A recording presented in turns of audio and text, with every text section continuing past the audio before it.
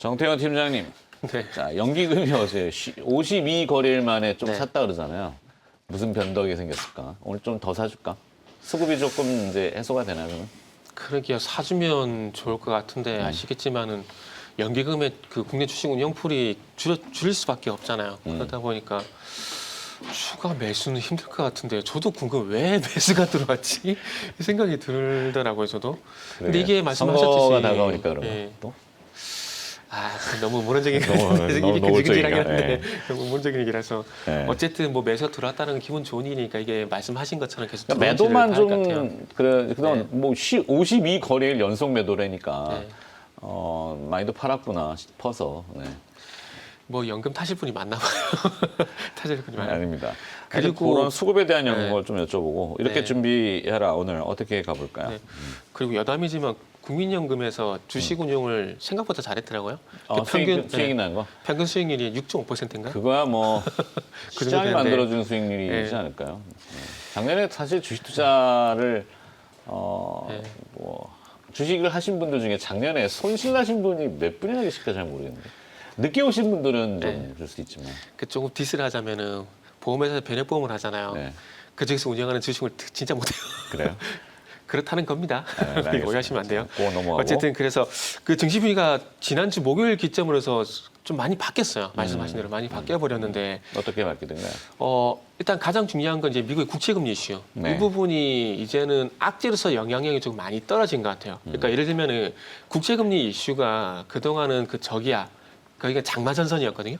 근데 이제는 이 장마전선이 조금씩 거치면서 햇빛이 날 듯 말 듯, 그러니까 그런 현상이 좀 나타나고 있는데 여기서 진짜 호재가 될 만한 고기압이 확 들어와 버리게 되면 증시 분위기 완전히 바뀌어 버리는 거거든요. 네. 그래서 그런 부분들이 좀 기대가 되고 어쨌든 악재가 조금은 그러니까 미국의 국채금리 이슈가 조금 선반영이 되고 있다는 부분들. 그러니까 지난주 금요일 13개월 내 최고치를 기록했음에도 불구하고 미국 증시에 그렇게 크다라는 악재가 되지 못했었고 그리고 또 중요한 건 어제 시장 월요일 시장에서도 물론 그 IT 섹터에 대해서 외국인들이 3천원 가까운 매도가 나왔었거든요. 근데 그럼에도 불구하고 제가 봤을 때 시장이 상당히 좀 견조했었다. 그러니까 이틀 동안 상승에 의한 조정으로 볼 수밖에 없을 정도로 상당히 견조했었다 그런 말씀을 좀 드리고 싶어요. 그래서 이런 부분들을 보게 되면은 상당히 투심이 많이 바뀌었다라고 좀 보는 게 맞지 않을까 좀 생각이 들고요. 그리고 만약에 여기서 꺾인다고 하더라도 한 5% 손절할 생각을 하고 들어가더라도 제가 보기엔 무리가 없다고 생각을 하고 있습니다. 그래서 어쨌든 이런 그 현상이 좀 나타나게 되면서 3,000포인트도 회복을 시키고 이제 업종 순환매 예를 들면은 그 국채금리 이슈가 발생이 되게 되면서 아시다시피 보험주라든지 금융지주사라든지 철강이라든지 그리고 화학이라든지 이런 그리고 내수기업들이 상당히 좀 강세였거든요. 근데 이런 기업들이 물론 이제 시세가 완전히 확 빠져버린 건 아니지만은 조금 고점 신호가 나오고 있고 그 자리를 첫 번째 IT 자동차가 2차 전지가 채웠다가 어제 같은 경우에는 또 자동차라든지 그리고 신재생 에너지 이쪽으로 조금 변화가 된 현상이 나타나고 있기 때문에 그래서 소대 말씀을 드린 대로 시장에 어떤 큰 조금의 어떤 변화가 생기고 있다는 말씀을 좀 드린다 볼 수 있을 것 같아요. 그래서 참 시장 전망이 쉽지 않은 부분들이 어느 네. 순간 어느 기점으로 바뀔 수가 없기 때문에 상당히 어렵고요. 그렇기 때문에 항상 말씀드리듯이 패스트 팔로 눈치 작전을 잘해서 가는 쪽으로 따라가자는 말씀을 드릴 수밖에 없다라는 것들도 좀 이해해 주시면 좋을 것 같고요. 그리고 또 FOMC에 대한 기대감이 그리고 주목을 좀 많이 하고 있더라고요. 네. 그래서 오늘 저부터 열릴 건데 저는 말씀드리지만은 지난주 이 시간에도 말씀드렸지만은 연준은요 자산시장 지지가 아니라 실물경제 지지에 충실히 역할을 하고 있다는 얘기를 말씀드리면서 파월 의장이 2월 11일 날 뉴욕 이코노미 클럽에서 어떤 얘기를 했는지를 우리가 주목을 해봐야 될 것 같아요. 어떤 얘기를 했냐면은 미국 노동시장의 회복은 아직 멀었다. 그 얘기를 했고요. 그리고 경제 회복 속도는 놀랍도록 빠르지만 그 혜택이 골고루 퍼지는 강한 노동시장과는 아직까지 거리가 멀다. 그리고 또 수많은 일자리가 난관에 봉착해 있다. 일자리 얘기를 계속 하고 있습니다. 일자리 얘기를 왜 할까요? 우리가 잘 알고 있다시피 미국의 GDP의 70%가 소비입니다. 그럼 소비를 하기 위해서는 뭐가 있어야 돼? 돈이 있어야 되겠죠. 네. 그럼 돈이 있기 위해서는 일자리가 있어야 된다는 겁니다.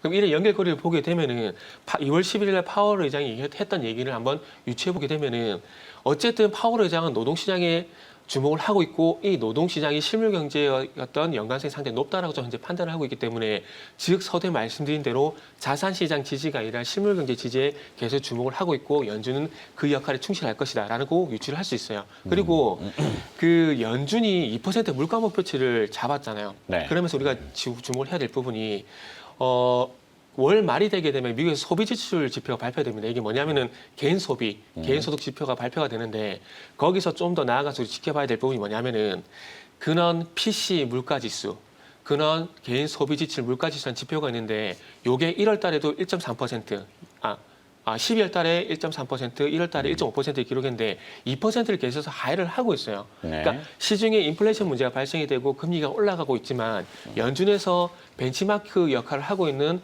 PC 물가지수 같은 경우는 아직까지 2% 아래에 있다는 겁니다.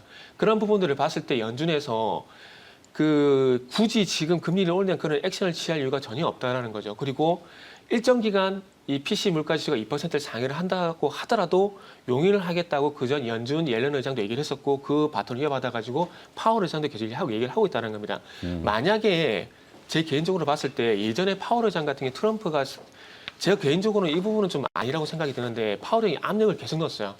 마이너스 금리에 대한 얘기를 하게 되면서 계속 금리 인하를 압박을 계속 했었거든요. 근데 이거는 제가 봤을 땐 그렇게 하면 안 된다라고 생각을 하고 있습니다.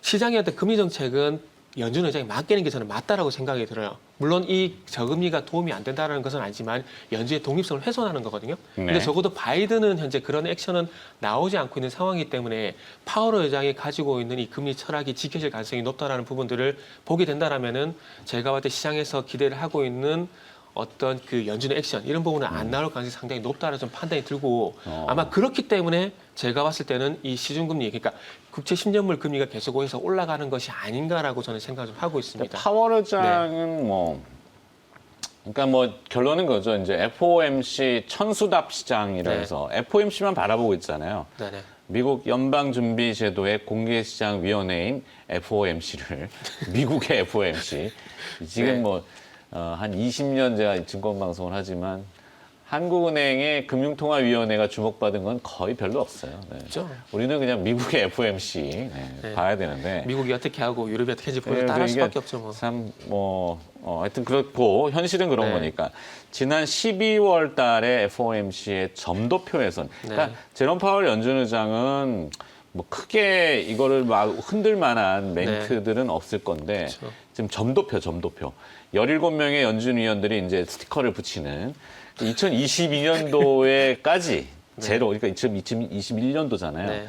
2022년도까지 코로나 상황을 고려해서 제로 금리를 유지할 거다라는 연준 예상했던 위원들이 16명. 네. 그중에 한 명만 그러니까 16명은 제로 금리, 한 명은 금리 인상 1회 이렇게 스티커를 붙였는데 2022년도까지 2023년도에는 그래도 제로금리 12명 그다음에 금리 인상은 5명 요게 점도표잖아요. 네. 근데 지금 요게 이제 5번 점도표에서 스티커를 바뀔 것인가 어디로 말 것인가. 네, 저거 그렇죠. 움직이느냐에 따라서 시장이 좀 적응을 더 해야 될 것 같은데. 최근에 어느 연준이라고 얘기 제가 지금 까먹어서 얘기 안 나는데 연준위원? 뭐 연준 위원들에 대해 얘기를 보면 2023년까지 얘기가 많이 나오더라고요. 네. 그래서 아마 제가 봤을 때는 큰 변화가 없을 가능성이 높다는 생각이 그래요? 들고 저는 좀 변화가 있을 것 같은데.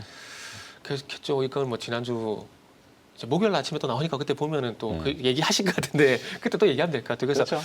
뭐 어쨌든 결국은 근데 어떻게 생각을 하던 결정은 파월 의장이 하는 거거든요. 그렇기 때문에 아마 파월 의장이 이런 얘기를 하고 있기 때문에 지금 하고 있는 정책은 유지가 될 가능성이 뭐 100%로 봐야 될 것 같고요. 죄송합니다. 99.9% 할게요. 네네네네. 99.9%를 하고 말씀하셨듯이 이 유지하고 있는 것에서 언제까지 유지를 할 것이냐 어떤 의사 표현이 달라질 것인가. 이게 관건인데 저는 개인적으로 2월 11일 날 이코노미 클럽에서 했던 발언들을 보게 된다면은 변화가 없을 것 같다라는 말씀을 드리고 싶은 거예요. 저는 변화가 있을 것 같다라고 말씀을 드리고 알겠습니다. 자, 하여튼 뭐 어느 것이 될지는 모르겠는데 변화가 있든 없든 시장이 이제 적응을 어떻게 하느냐 아니면은 뭐 그 부분이 좀 중요하니까 잠깐 조금 정리를 좀 하고 올게요. 시청자 여러분들의 또 관심 기업 리스트 상위 그리고 또 리포트 새로 나온 것들이 있으면 신미영 아나운서가 좀 정리를 해드린다고 합니다. 네, 개장에 이제 5분 채 안 남았습니다. 남쪽에서는 윤여정 배우의 호재가 있었고 북쪽에서는 김여정 부부장의 또 한마디가 있었습니다. 한미연합훈련에 대해서 비판을 했는데 뭐 시장에 큰 영향을 주진 않겠죠. 그렇죠. 뭐. 남북의 여정님들께서 뭐 님이라고 그래서 또 뭐라 그럴까. 나 남쪽인 유정이랑 무슨 얘기 하신지 뭐 하여튼 모든 게 성함이 이제 성씨만 다르길래. 자, 한미 훈련에 대해서 비난을 했고 3년 전 봄날은 도달하기 어려울 거다. 어제 북한에 대해서 미국이 접촉을 계속 시도했는데 접촉이 잘 안 됐다라는 얘기들은 외신을 나왔는데 뭐 이게 큰 국지적인 리스크가 될 만한 건 아니죠. 행동은 아니고 일단 설전이잖아요, 또. 네. 그리고 뭐 그 남북 공동 연락사무소 폭파한 것처럼 그렇게 큰 이슈는 아니기 때문에 오케이. 그렇게 크게 신경을 쓸까라는 생각이 네. 좀 들고요. 역의 환율에 큰 영향을 주지는 않는 것 같으니까 조금 넘어가겠습니다. 그럼 두 번째 준비하라 이렇게 개장을 어떻게 준비해 볼까요? 네, 일단은 증시 조정을 좀 활용할 필요가 있지 않을까라는 너무나 당연한 말씀을 좀 드려야 될 것 같은데 일단은 어쨌든 그 업종이 긍정적으로 순환매가 좀 발생이 되면서 전반적 종목들 투자 심리가 제가 봤을 때는 나쁘지 않은 그런 상황이 좀 연출이 좀 되는 것 같아요. 어쨌든 상승 종목에 계속해서 우위를 어제 같은 경우도 조금 전에 말씀드렸지만 외국인들이 IT 섹터에 대한 매도가 그렇게 삼성은 그렇게 많았음에도 불구하고 상승 종목에서 우위를 보이게 되고 증시 순환매가 발생이 되게 되면서 철강, 건설, 뭐 자동차 이런 업종들 강세를 보이는 부분들을 봤을 때 시장이 어쨌든 뭐 순환매 발생이 되면서 그 종목 매매하기에는 나쁘지 않은 시장, 그래도 긍정적인 시장이라는 부분을 좀 판단을 좀 했습니다. 그래서 네. 일단은 어쨌든 부양책 얘기가 나오게 되면서 이제는 어쨌든 그 바이든의 친환경 정책도 또 추진이 될 것이다. 그럼 그런 추진에 대한 기대감들 때문에 미국 쪽에서도 마찬가지로 이런 그 뉴딜 정책이 주목을 받겠지만 그와 연결해서 우리나라도 동조화 현상이 나타날 가능성이 높기 때문에 뭐 풍력이라든지 그리고 태양광 이쪽에 대한 순환매 좀 대비를 좀 하는 게 좋지 않을까 생각이 들고 또 인프라 투자에 대한 부분들을 보게 되면 최근에 어쨌든 5G 관련 종목들이 또 반등을 좀 시도하고 있는 상황이기 때문에 아마 그 KMW를 비롯한 5G 같은 경우도 반등이 나오는 종목들 중심으로 해서 추적입니다. 추격이 아닙니다. 네. 추적 매수해보는 것도 괜찮을 것 같다는 점 생각을 했습니다. 그래서 큰 업종 같은 경우는 뭐 자동차, 건설 이런 부분들이 투자 심리가 전반적으로 양호한 흐름이 좀 나타나고 있고요. 저는 개인적으로 좀 아쉬운 부분이 반도체가 이 국채문 이슈 때문에 힘을 못 쓰겠다는 좀 아쉬운데 어쨌든 뭐 IT에 어떤 자리를 대신할 만한 뭐 자동차지 건설 같은 업종들 좀 긍정적으로 봐지고요. 그리고 좀 테마적인 부분을 보게 되면은 뭐 신재생이라든지 2차 전지 이쪽에서 한번 선별적으로 그리고 2차 전지 같은 경우 저는 개인적으로 리튬 관련 종목들 그러니까 양극화 물질 관련 종목을 좀 보시는 게 좋지 않을까 좀 생각이 듭니다. 어쨌든 삼성, SDI가 대규모 투자에 나서게 되면서 어쨌든 전고체 배터리 얘기 나올 거고 그리고 고용량 배터리 같은 경우는 그 730 종목회에서 그 종목회에서 말씀을 드렸듯이 네.